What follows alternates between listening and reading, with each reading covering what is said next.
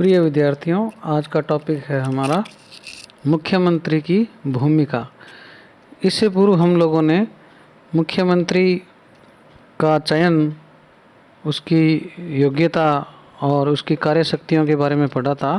आज हम पढ़ेंगे मुख्यमंत्री की भूमिका। मुख्यमंत्री की भूमिका को हम निम्नलिखित बिंदुओं के माध्यम से देखेंगे। जैसा कि आप जानते हैं, किसी भी राज्य का मुख्यमंत्री उस राज्य की जनता, राजनेताओं तथा प्रशासकों की आशाओं और आकांक्षाओं का प्रतीक होता है। राज्य प्रशासन के शीर्ष पर कार्यरत मुख्यमंत्री सत्ता का वास्तविक उपयोगकर्ता तथा प्रभावी व्यक्तित्व होता है। मुख्यमंत्री के रूप में उसे कई प्रकार की भूमिकाएं निर्वहित करनी पड़ती है। कुछ भूमिकाएं हैं जिनको हम इन बिंदुओं के माध्यम से बता सकते हैं। पहली जो भूमिका है वो है मंत्रिपरिषद के प्रमुख के रूप में। जैसा कि आप जानते हैं कि राज्य मंत्रिपरिषद का गठन और चयन मुख्यमंत्री द्वारा किया जाता है। मंत्रिपरिषद में कितने मंत्री कैबिनेट स्तर के होंगे और किस मंत्री को कौन सा विभाग आवंटित किया जाएगा, इस प्रकार के महत्वपूर्ण निर्णयों को लेने वाला मुख्यमंत्री सत्ता पर अपनी पकड़ तथा सूझबूझ को प्रदर्शित करता है। जहां साझा दलों की सरकारें होती है तथा स्पष्ट बहुमत की कमी होती है, ऐसे अवसर पर मुख्यमंत्री पद धारण करने वाला जो व्यक्ति है उसको अनेक प्रकार की समस्याओं का निरंतर सामना करना पड़ता है। मंत्रिपरिषद के आकार को लेकर भी विवादों की स्थिति बन जाती है। विशाल आकार के मंत्रिपरिषद में समन्वय, संतुष्टि, सुविधाओं के विस्तार की कमी आती है। ऐसी स्थिति में मुख्यमंत्री के बौद्धिक चातुर्य और राजनीतिक प्रभावशीलता की परीक्षा होती है। मंत्रिपरिषद के वरिष्ठ कैबिनेट स्तर के मंत्रियों से युक्त जो मंत्रिमंडल होता है, उसके साथ नीति या कानून, बजट योजना तथा राज्य के विकास के संबंध में निर्णय करते समय मुख्यमंत्री का जो ज्ञान और उसकी व्यवहारिक समझ और सामंजस्य है, उसका परीक्षण होता है। मंत्रिमंडल के अध्यक्ष के रूप में मुख्यमंत्री की जवाबदेहिता बढ़ जाती है। सारा मंत्रिमंडल सामूहिक रूप से विधायिका के प्रति उत्तरदायी होता है, जो मुख्यतः मुख्यमंत्री की कार्यशैली से प्रभावित होता है। वह चाहे विधानमंडल में विपक्ष पार्टी के प्रश्नों का मुकाबला करने की स्थिति हो या जनसाधारण में या प्रेस के बीच अपनी सरकार के कार्यों की सफाई देने का मामला हो, हर स्थिति में मुख्यमंत्री की भूमिका केंद्र में रहती है। विभिन्न प्रकार के विवाद, घोटाले या अन्य जो संदेहास्पद स्थितियां हैं, उसमें मंत्रिपरिषद में फेरबदल या फिर किसी मंत्री विशेष से त्यागपत्र मांगने के क्रम में मुख्यमंत्री की व्यवहारिक कुशलता ही उसकी छवि को निर्धारित करती है।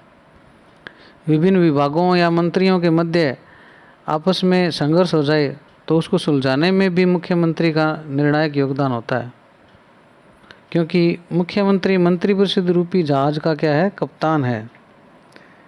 यदि बार बार सरकारें गिरे तो मुख्यमंत्री की पद स्थिति जो है वो तुलनात्मक रूप से कमज़ोर हो जाती है।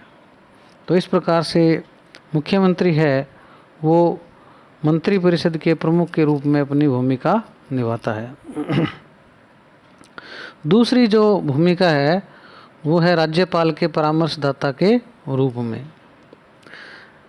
संसदीय लोकतंत्र व्यवस्था में राष्ट्रपति और राज्यपाल जो हैं उनकी स्थिति संवैधानिक प्रमुख से ज़्यादा नहीं है, अर्थात वे नाम मात्र की कार्यपालिका हैं। चूँकि राज्यपाल अपनी शक्तियों का प्रयोग मंत्रिपरिषद के परामर्श के अनुसार ही करता है, अतः मंत्रिपरिषद के प्रमुख के रूप में राज्यपाल को परामर्श देने या अपनी सरकार की मंशा बताने वाला मुख्यमंत्री होता है। मंत्रिमंडल के विभिन्न निर्णयों से राज्यपाल को अवगत कराने, विधानसभा का सत्र बुलाने, सत्रावसान करने, राज्यपाल का अभिभाषण तैयार करने, मंत्रिपरिषद को बर्खास्त करने, विधेयकों को राज्यपाल से स्वीकृति करवाने तथा राज्यपाल द्वारा जो चाही गई सूचना है उसको उपलब्ध करवाने आदि में मुख्यमंत्री अपनी कुशलता और दृढ़ता का परिचय देता है। केंद्र के द्वारा जो मनोनीत राज्यपाल है तथा मुख्यमंत्री जब दोनों अलग अलग राजनीतिक विचारधाराओं के व्यक्ति होते हैं तो इस विकट स्थिति में मुख्यमंत्री की सहन क्षमता, राजनीतिक सूझबूझ तथा राज्यपाल के साथ सामंजस्य और सौहार्द जो है उसको स्थापित करने की कला मुख्यमंत्री का सहारा बनती है। मुख्यमंत्री वह धुरी है जिसके चारों ओर क्या राज्य प्रशासन घूमता है। तो इस प्रकार से मुख्यमंत्री राज्यपाल के परामर्शदाता के रूप में कार्य करता है। तीसरी जो भूमिका है वो है राज्य के प्रतिनिधि के रूप में।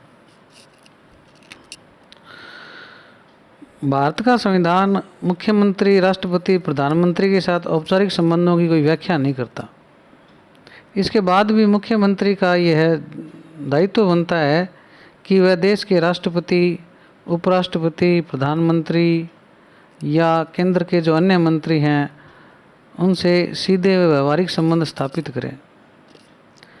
संघीय व्यवस्था होने के उपरांत भी भारत में राज्य सरकारों को निरंतर प्रधानमंत्री कार्यालय, नीति आयोग, केंद्रीय सचिवालय, अन्य जो राष्ट्रीय प्रशासनिक अभिकरण है उससे क्या दिशा निर्देश प्राप्त होते रहते हैं। मुख्यमंत्री को सीधे संबोधित जो निर्देश प्राप्त होते हैं उसके हिसाब से क्या उसको कार्रवाई करनी होती है, या राज्य के पक्ष को प्रतिनिधि के रूप में मुख्यमंत्री राष्ट्रीय विकास परिषद, अंतर्राज्यीय परिषद या अन्य मंचों पर राज्य की सामाजिक, आर्थिक, सांस्कृतिक, प्रशासनिक, भौगोलिक स्थितियों, समस्याओं, जनता की आकांक्षाओं को स्पष्ट करता है।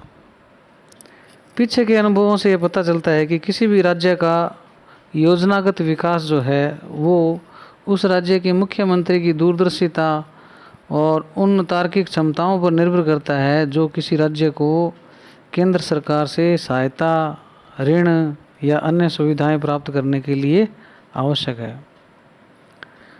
1991 के बाद में नई आर्थिक व्यवस्था आ गई है, लिबरलाइजेशन, प्राइवेटाइजेशन और ग्लोबलाइजेशन का युग है।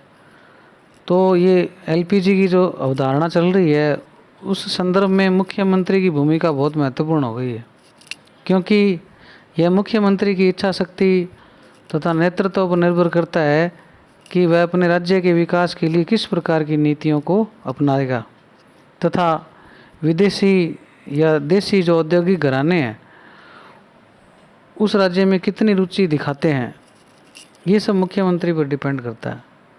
इसी प्रकार राज्य से बाहर जाने पर कोई भी मुख्यमंत्री अपने व्यवहार के आधार पर अपरिचित लोगों के मध्य एक छवि बना लेता है जो अंततः उस राज्य की छवि बन जाती है। इस प्रकार से मुख्यमंत्री जो है राज्य के प्रतिनिधि के रूप में अपनी भूमिका का निर्वहन करता है। अगली जो भूमिका है वो राजनीतिज्ञों के मित्रों के रूप में। एक राजनीतिज्ञ होने के नाते मुख्यमंत्री को अपने दल या दूसरे जो राजनीतिक दल हैं उनके नेताओं के साथ निरंतर संपर्क बनाए रखना होता है। बहुमत दल के सारे विधायक जहां एक और मुख्यमंत्री को अपना पारिवारिक सदस्य मानते हैं, वहीं राज्य के अन्य जो विधायक हैं या सांसद भी हैं वो मुख्यमंत्री से मित्रवत संबंध बनाते हैं। लोकतांत्रिक सरकारों, विशेषतया भारतीय संदर्भ में हम कहें, आम जनता की यह प्रवृत्ति होती है कि वह अपने वैध या अवैध कार्य जनप्रतिनिधियों की सहायता से करवाना चाहती है। ऐसी विकट स्थिति में किसी भी मुख्यमंत्री के धैर्य, निष्पक्षता तथा राजनीतिक दुर्भिसंधियों का स्पष्ट खुलासा हो जाता है। जो मुख्यमंत्री प्रत्येक प्रकरण में जनहित को प्राथमिकता देता है वह तथा बिना राजनीतिक भेदभाव के निष्पक्ष निर्णय लेता है, वो अंततः सभी राजनीतिक दलों के लिए क्या स्वीकार्य होने लग जाता है। एमपी लेड है, जैसे सांसद विकास क्षेत्र का कार्य है, केंद्र प्रवृत्त जो विकास योजनाएं हैं, तथा क्षेत्रीय समस्याएं जो हैं उनके आधार पर जो संचालित कल्याण कार्यक्रमों में मुख्यमंत्री या जो संबंधित क्षेत्र के सांसद या विधायक हैं उनकी आपस की सूझबूझ ही उस कार्य के समय पर सफलतापूर्वक संपादित होने की प्राथमिक आवश्यकता बन जाती है। जनसाधारण द्वारा अपने निर्वाचित प्रतिनिधि तक क्षेत्र की जन समस्याओं की जानकारी तथा सुविधाओं की मांग के बाद जनप्रतिनिधि के समक्ष यही विकल्प शेष रहता है कि वह उस मांग या समस्या को मुख्यमंत्री के सामने पेश करे। जनसाधारण द्वारा अस्वीकार हो चुके राजनीतिज्ञों या किन्हीं कारणों से मंत्रिपरिषद में जो शामिल नहीं हो पाते विधायक, जिनका राजनीतिक कद कई मायनों में महत्वपूर्ण होता है, आदि को लोक उपक्रम, सहकारी संस्थाएं, कमेटियां या जो अन्य अभिकरण में उनमें क्या मनोनीत कर देते हैं मुख्यमंत्री। इस प्रकार विभिन्न प्रकार के राजनीतिक, व्यापारिक, कार्मिक, श्रमिक जो सामाजिक दबाव समूह हैं उनसे क्या है सामंजस्य स्थापित करना मुख्यमंत्री की व्यवहार कुशलता पर निर्भर करता है। तो इस प्रकार से यह राजनीतिज्ञों के मित्रों के रूप में मुख्यमंत्री अपनी भूमिका का निर्वहन करता है। अगली भूमिका आती है हमारी राज्य के प्रशासक के रूप में। मुख्यमंत्री किसी भी राज्य का वास्तविक शासन संचालन करता तथा प्रशासनिक नेतृत्व प्रदान करता होता है और राज्य के समूचे लोक प्रशासन की धुरी होता है।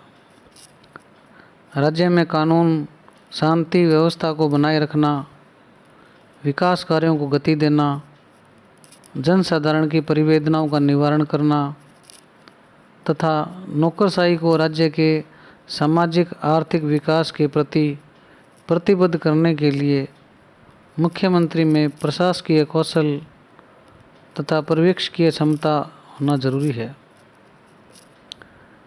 राजस्थान लोक सेवा आयोग के अध्यक्ष व सदस्य, राज्य के महाधिवक्ता, विश्वविद्यालयों के कुलपति, इन सब की नियुक्ति में मुख्यमंत्री की भूमिका स्पष्ट होती है। राज्य के पुलिस महानिदेशक तथा मुख्य सचिव जैसे महत्वपूर्ण प्रशासनिक पदों पर योग्य अधिकारियों की नियुक्ति तथा उनके सेवा काल में वृद्धि करना मुख्यमंत्री की इच्छा पर निर्भर करता है। राज्य का वार्षिक बजट का निरूपण, केंद्र से वित्तीय सहायता प्राप्त करना, राजकोषीय संतुलन को बनाए रखना, कर, शुल्क या अन्य विधियों से जनता से राजस्व एकत्र करना मुख्यमंत्री की कार्यशैली पर निर्भर करता है।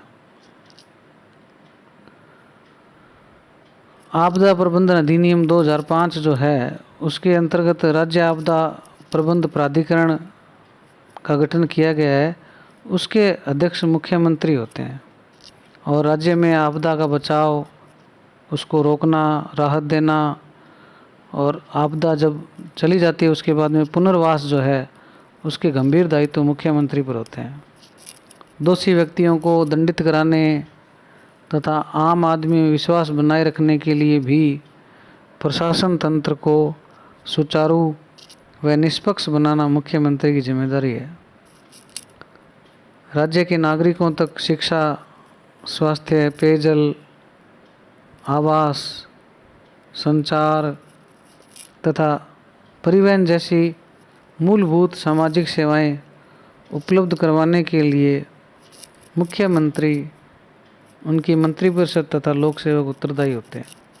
इस प्रकार से मुख्यमंत्री राज्य के प्रशासक के रूप में अपनी भूमिका निभाता है। अगली जो भूमिका है हमारी लोक सेवकों पर नियंत्रणकर्ता के रूप में। आधुनिक प्रशासन तंत्रों की जो कार्यकुशलता और प्रतिष्ठा है उनका मूल आधार उनमें कार्यरत कर्मचारी हैं। देश में करीब 2.25 करोड़ तथा राज्य में लगभग 7.5 लाख सरकारी कर्मचारी हैं। चूँकि लोक सेवकों या सरकारी कर्मचारियों की भर्ती, प्रशिक्षण, पदोन्नति, सेवानिवृत्ति तथा वेतन भत्तों में संशोधन या वृद्धि का कार्य करने में मुख्यमंत्री महत्वपूर्ण भूमिका निभाते हैं। राज्य के कार्मिक प्रशासन पर उसका प्रत्यक्ष नियंत्रण होता है। मंत्रिपरिषद के सदस्यों तथा उच्च लोक सेवा के अनुसार नियंत्रण तथा पर्यवेक्षण की व्यवस्था संचालित की जाती है।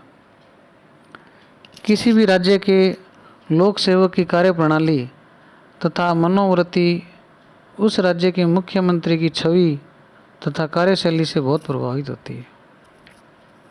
निष्पक्ष, ईमानदार, चतुर, कर्मठ मुख्यमंत्री के होते हुए राज्य के शीर्ष प्रशासनिक स्तर से नीचे के स्तर तक स्वतः ही कुशलता आ जाती है।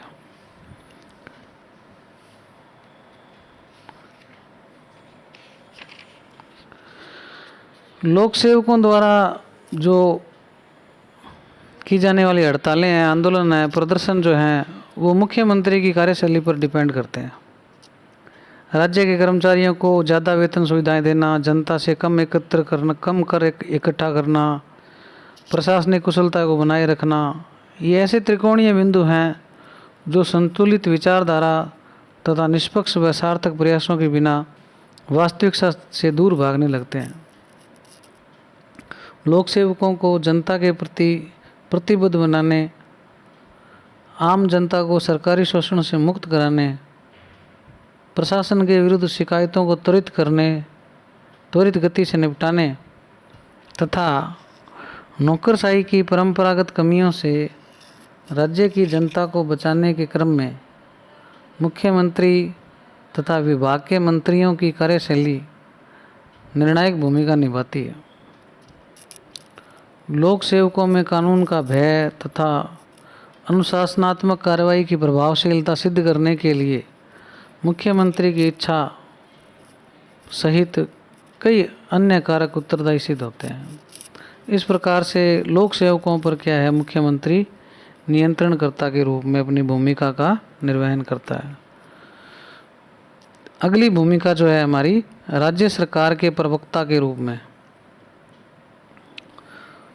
भारत सहित अधिकांश लोकतांत्रिक देशों की आम जनता द्वारा राजनीतिक निर्णयकर्ताओं के माध्यम से समस्याओं का समाधान, सुविधाओं का विस्तार तथा विकास कार्यों की शुरुआत करवाने में रुचि प्रकट करती है।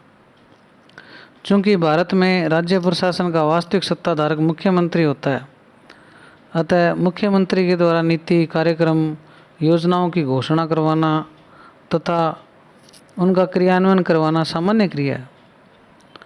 विभिन्न अवसरों पर मुख्यमंत्री को आम जनता के बीच बुलवाकर न केवल लोकप्रिय घोषणाएं करवाई जाती है, बल्कि उन घोषणाओं की क्रियान्विति के प्रति जनता में विश्वास भी बढ़ाया जाता है। वास्तव में मुख्यमंत्री राज्य सरकार का सर्वाधिक विश्वसनीय तथा प्राधिकृत प्रवक्ता है, जो अपनी सरकार की नीतियों तथा कार्यक्रमों का आम जनता व प्रेस के बीच स्पष्ट खुलासा करता है। इस प्रकार से मुख्यमंत्री राज्य के प्रवक्ता के रूप में कार्य करता है। अंतिम जो भूमिका है वो है जनमत के निर्माता के रूप में। लोकप्रिय मुख्यमंत्री किसी भी राज्य में किसी समस्या तथा मुद्दे पर जनता की विशेष राय या जन जागरण को व्यापक रूप से प्रभावित कर सकता है। राजस्थान के पूर्व मुख्यमंत्री श्री भैरव सिंह शेखावत आम जनता के बीच बोलते हुए जनसंख्या की वृद्धि को कम करने, साक्षरता का प्रचार प्रसार करने, पर्यावरण हेतु बहुत से पेड़ लगाने के लिए संदेश अवश्य देते थे। इसी प्रकार श्री अशोक गहलोत का पानी बचाओ, बिजली बचाओ, सबको बढ़ाओ और प्रत्येक गलती कीमत मांगती है कि नारे भी लोकप्रिय रहे हैं। तो इस प्रकार के सार्थक प्रयासों से किसी भी राज्य के विकास को निश्चित ही सकारात्मक राह मिलती है। भारत में ऐसे भी राज्य हैं जहां मुख्यमंत्री अपनी जनता को अनैतिक कार्य करने के लिए प्रोत्साहित करते रहे हैं। इस प्रकार मुख्यमंत्री राज्य की जनता में जनमत निर्माण में महत्वपूर्ण भूमिका निभाता है। इस प्रकार हम अंततोगत्वा कह सकते हैं कि भारत में मुख्यमंत्री का पद राज्य में वास्तविक प्रभावशाली यथार्थपरक सत्ता का प्रतीक है, जो राज्य की सुख शांति प्रतिष्ठा प्रगति को बहुत ज़्यादा प्रभावित करता है। किसी भी राज्य के विकास को गति देने तथा राज्य के राजनीतिक परिदृश्य को प्रभावित करने में मुख्यमंत्री की निर्णायक भूमिका रहती है। तो इस प्रकार से ये हमारे मुख्यमंत्री की भूमिका के कुछ बिंदु थे। उम्मीद है कि आप लोगों को समझ आ गए होंगे। यदि किसी प्रकार की कोई जिज्ञासा हो तो आप मुझसे व्हाट्सएप के माध्यम से संपर्क कर सकते हैं।